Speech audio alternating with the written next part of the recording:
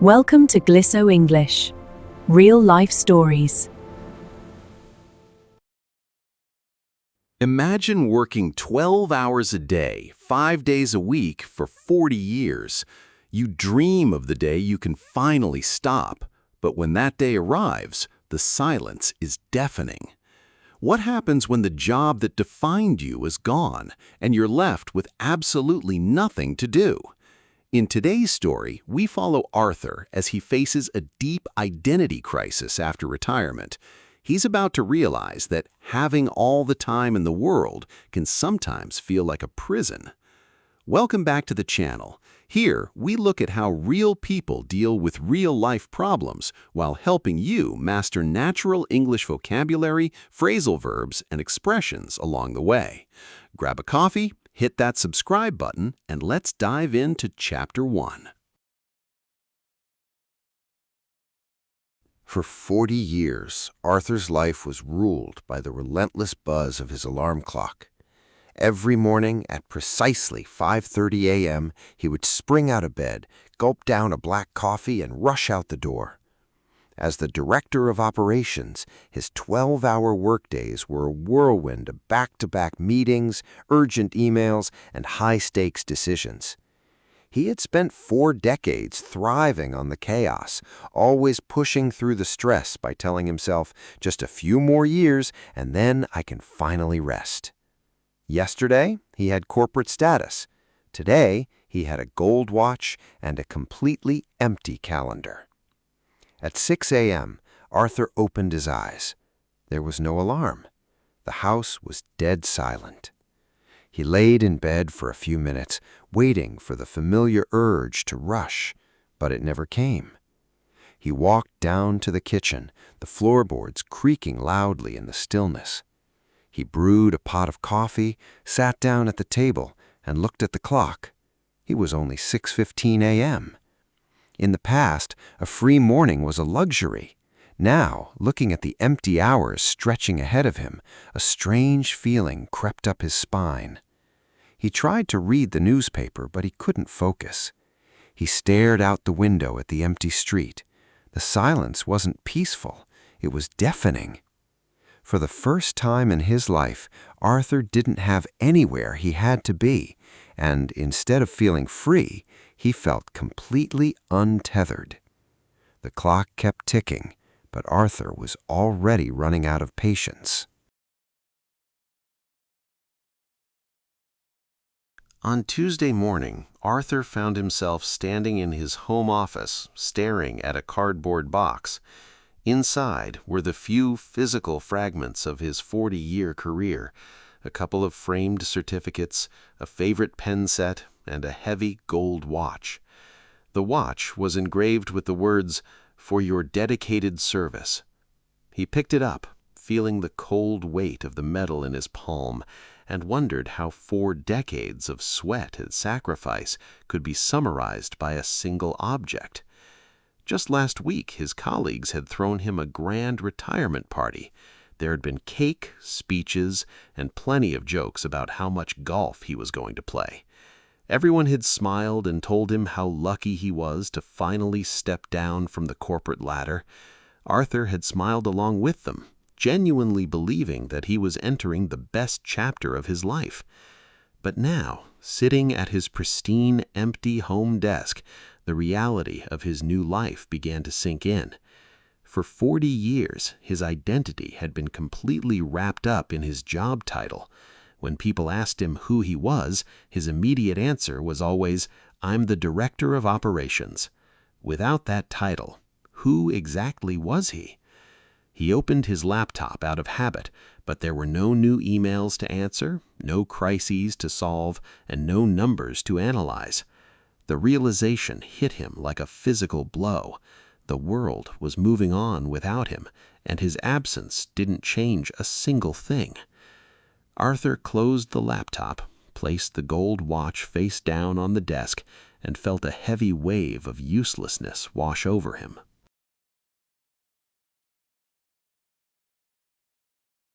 By the second week of his retirement, Arthur decided that he could not sit still anymore. He was a man of action, an efficiency expert who had managed multi-million-dollar logistics budgets. He refused to let boredom get the best of him. On Wednesday morning, Arthur sat down with a fresh legal pad and drew up a master schedule for the household.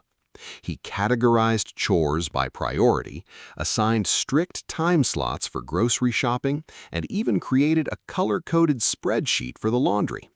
If he didn't have a corporate office to run, he would run his home like a tight ship. At 9 a.m. sharp, he began his first operation, deep cleaning the kitchen cabinets. He pulled out every can, jar, and box, organizing them alphabetically and checking their expiration dates with intense focus. When his partner walked into the kitchen at noon, she stopped in her tracks, completely bewildered by the chaos.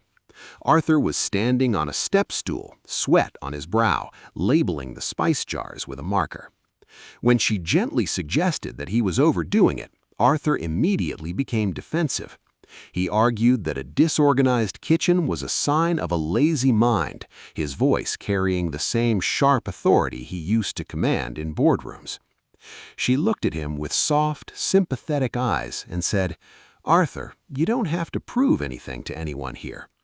Her words cut through his defensive shield, exposing the raw truth underneath. He wasn't trying to be clean. He was just desperately trying to feel important.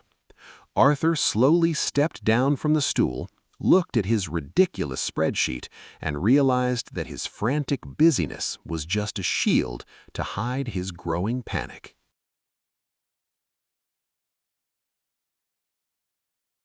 The next day, Arthur decided to leave the house to escape the suffocating walls of his own kitchen.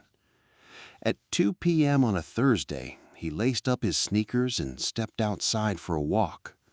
For 40 years, 2 p.m. meant sitting in a brightly lit boardroom, arguing over quarterly budgets and drinking stale coffee. Now he was standing on a quiet suburban sidewalk in the middle of a bright, sunny afternoon. The world looked entirely different at this hour, filled with a rhythm he had never noticed before. He saw young parents pushing strollers through the grass, mail carriers moving methodically from door to door, and elderly couples sitting peacefully on their front porches. Everyone seemed to have a place, a purpose, or at least a comfortable routine that belonged to this daytime world. Arthur, however, felt like a ghost walking through a neighborhood he barely knew. He walked past a local park and watched a group of retirees playing a lively game of chess, laughing and arguing over their moves. One of them nodded in his direction and waved, inviting him to come over and join the next game. Arthur froze, a sudden wave of anxiety washing over him, and quickly looked down at his watch before hurrying past. He didn't know how to just be a person. He only knew how to be an executive. The thought of sitting in a park, wasting hours over a game of chess, made him feel incredibly guilty and exposed. He realized that he had spent his entire life building a career, but he had completely forgotten how to build a life. By the time he returned home, the heavy feeling of isolation had taken root, leaving him more disconnected than ever.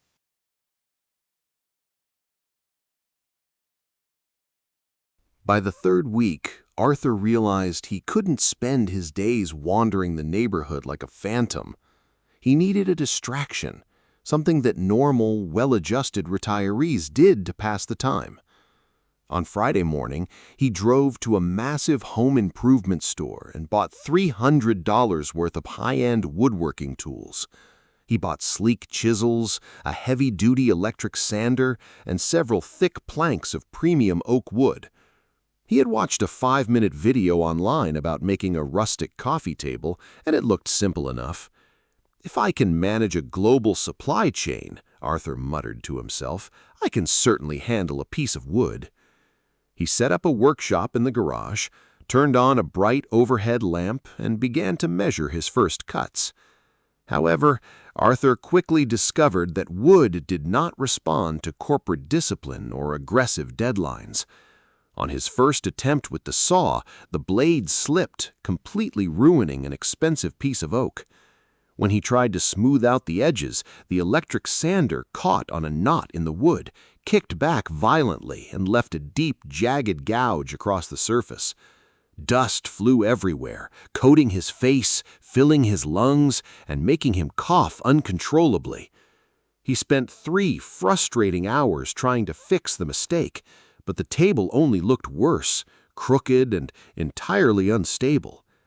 In a fit of sudden, uncharacteristic rage, Arthur threw his expensive chisel against the wall, where it left a sharp dent. He sat down heavily on a plastic stool, breathing hard, his hands shaking as he looked at the messy pile of ruined lumber. He didn't actually care about woodworking, nor did he want a rustic coffee table. He was just forcing himself to do something, anything, to outrun the terrifying emptiness in his mind. And it wasn't working.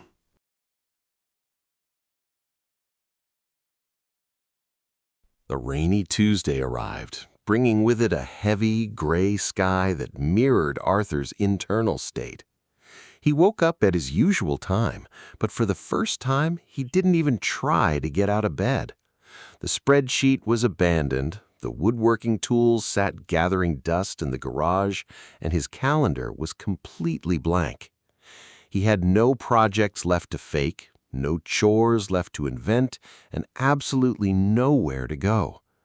Arthur dragged himself to the living room, slumped onto the sofa, and turned on the television.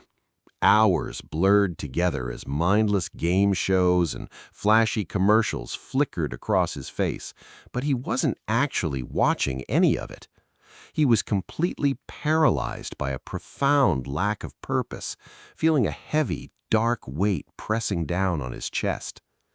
By 4 p.m., the rain was pouring down the windows, and the house felt colder than usual. When his partner walked into the room and gently turned off the television, the sudden silence filled the space. She sat down next to him on the sofa, placed a warm hand on his trembling shoulder, and asked softly, "Arthur, what's going on inside that head of yours?" For a long moment, Arthur couldn't speak, his throat tight with a lifetime of suppressed emotions. Then a single tear broke free, followed by a quiet, desperate sob that shook his entire frame. "I don't know who I am anymore," he confessed, his voice barely a whisper against the sound of the rain. "I spent 40 years being important, being needed, and now I feel like I'm just waiting around to die." Admitting his deepest anxiety out loud felt terrifying, but as his partner pulled him into a tight embrace, a tiny crack opened in his armor, letting the first breath of healing in.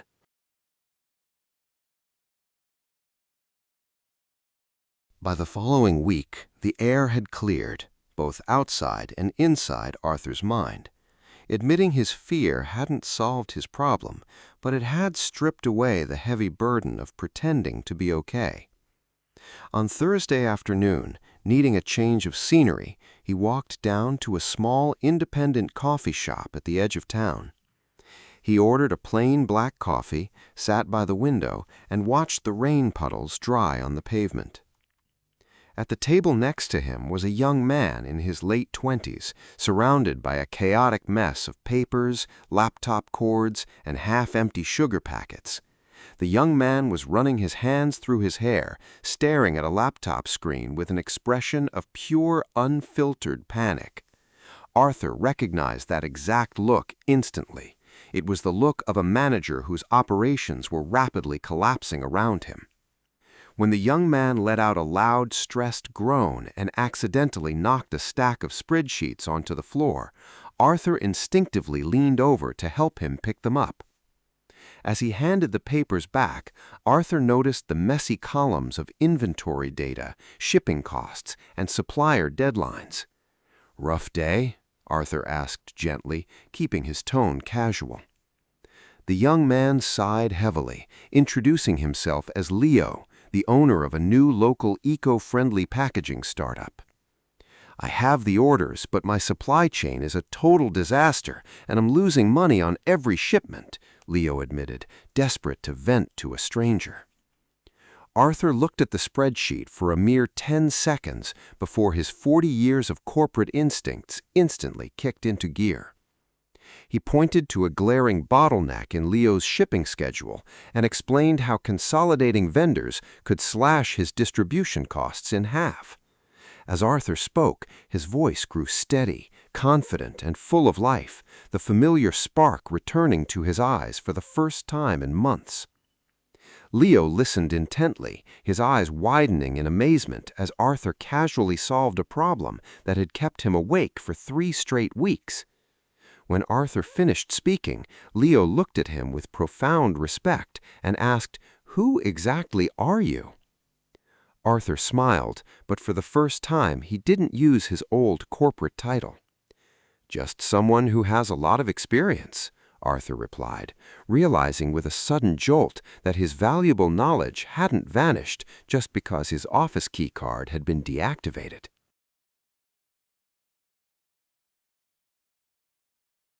The morning after his conversation with Leo, Arthur woke up at 6 a.m. with a completely different feeling.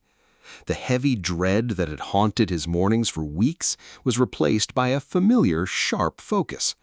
However, instead of putting on a stiff business suit, he dressed comfortably in a polo shirt and jeans. He drove back to the coffee shop, carrying a single notebook instead of a heavy briefcase. Leo was already there, waiting at a corner table with a fresh cup of coffee for Arthur and a notebook of his own. For the next 2 hours, Arthur didn't issue orders, manage budgets, or check corporate metrics.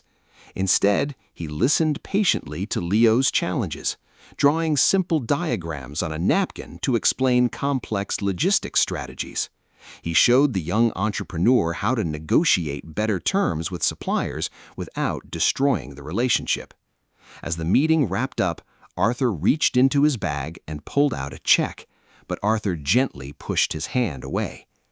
"I don't want your money, Leo," Arthur said with a warm smile, surprised by his own words. "Helping you navigate these hurdles is more than enough payment for me." Driving home, Arthur realized that his old definition of productivity had been entirely twisted by 40 years of corporate life. He used to believe that a productive day required a 12-hour shift, hundreds of emails, and a massive paycheck. Now he saw that spending just 2 hours sharing his wisdom to help a struggling young business owner grow was far more rewarding. He had to actively fight his old habit of wanting to turn this mentoring into a full-time, high-stress consulting job. He was finally learning to value his time, not by how much wealth he accumulated, but by the impact he could make on someone else's journey.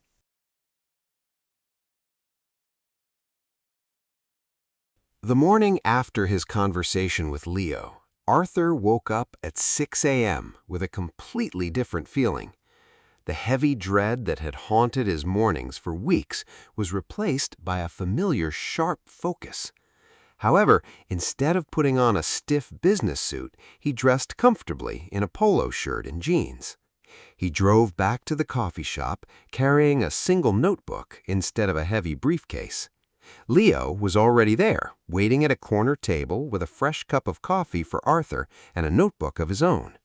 For the next 2 hours, Arthur didn't issue orders, manage budgets, or check corporate metrics. Instead, he listened patiently to Leo's challenges, drawing simple diagrams on a napkin to explain complex logistics strategies. He showed the young entrepreneur how to negotiate better terms with suppliers without destroying the relationship. As the meeting wrapped up, Leo reached into his bag and pulled out a check, but Arthur gently pushed his hand away. "I don't want your money, Leo," Arthur said with a warm smile, surprised by his own words. "Helping you navigate these hurdles is more than enough payment for me." Driving home, Arthur realized that his old definition of productivity had been entirely twisted by 40 years of corporate life. He used to believe that a productive day required a 12-hour shift, hundreds of emails, and a massive paycheck. Now he saw that spending just 2 hours sharing his wisdom to help a struggling young business owner grow was far more rewarding. He had to actively fight his old habit of wanting to turn this mentoring into a full-time, high-stress consulting job. He was finally learning to value his time not by how much wealth he accumulated, but by the impact he could make on someone else's journey. One year after his final day at the office, Arthur's alarm did not go off, but his eyes opened naturally at precisely 6 a.m. The early morning sun was just beginning to peek through the bedroom curtains, casting a warm, golden glow across the room. He didn't spring out of bed in a panic, nor did he lay there feeling a heavy sense of dread about the empty hours ahead. Instead, Arthur took a deep, peaceful breath, smiled to himself, and walked quietly down to the kitchen. He brewed a fresh pot of coffee, walked out onto the back porch, and listened to the gentle chirping of the morning birds. He poured 2 cups of coffee, leaving one on the kitchen counter for his partner, who would wake up in an hour. Arthur sat down at his desk and opened a simple leather planner, looking at his schedule for the week ahead. On Tuesday, he was meeting Leo for lunch to celebrate the startup's first highly profitable quarter. On Thursday, he was volunteering at the local community center, helping a group of young adults build basic business and resume skills. The rest of his calendar was beautifully blank, reserved for spontaneous walks, reading, and trying out new recipes. He picked up the heavy gold watch sitting on his desk, looked at the engraving, and finally felt a deep sense of gratitude rather than loss. The watch represented a proud chapter of hard work, but it no longer defined who he was as a person. He had successfully navigated his hardest operational challenge yet, transitioning from a man who lived to work to a man who worked to live. Arthur took a sip of his coffee, looked out at the bright horizon, and welcomed the beautiful, unhurried day ahead. Arthur's journey reminds us that our value isn't tied to a job title or a 12-hour workday. Finding a new purpose takes time, but reinventing yourself is always possible. What did you think of Arthur's transformation? Before you go, let's quickly review 3 great English expressions we used today. Thrive on. To grow or find success in a specific environment, like Arthur thriving on chaos. Get the best of someone. To defeat or overwhelm someone, like when the initial boredom got the best of him. To be wrapped up in. To be completely focused on or obsessed with something, like having your identity wrapped up in a job. Try using one of these in the comments below. You can find all the vocabulary of the story down below in the description box. If you enjoyed learning English through Arthur's story, give this video a thumbs up and share it with a friend. Don't forget to subscribe to the channel for more real-life stories and language tips. Thank you for watching, and see you in the next story. Goodbye.